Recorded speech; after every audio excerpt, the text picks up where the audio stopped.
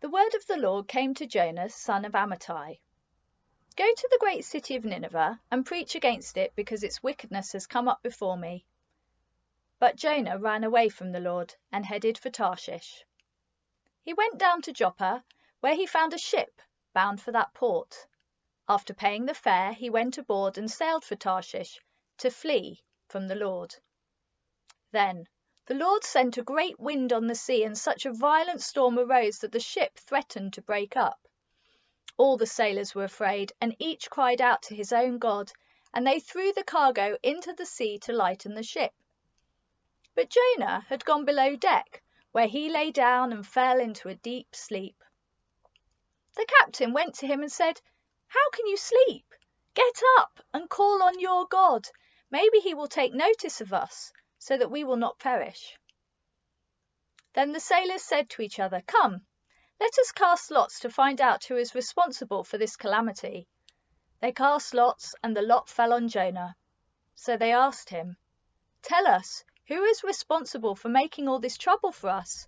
What kind of work do you do? Where do you come from? What is your country, and from what people are you?" He answered, "I am Hebrew, and I worship the Lord, the God of heaven, who made the sea and the dry land." This terrified them, and they asked, "What have you done?" They knew he was running away from the Lord because he had already told them so.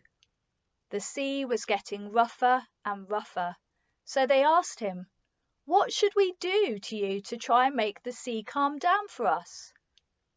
"Pick me up and throw me into the sea," he replied, "and it will become calm.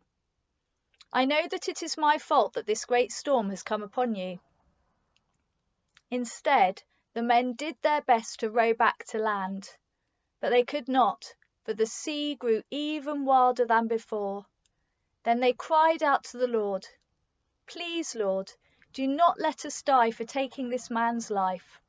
Do not hold us accountable for killing an innocent man, for you, Lord, have done as you pleased." Then they took Jonah and threw him overboard, and the raging sea grew calm. At this, the men greatly feared the Lord, and they offered a sacrifice to the Lord and made vows to him.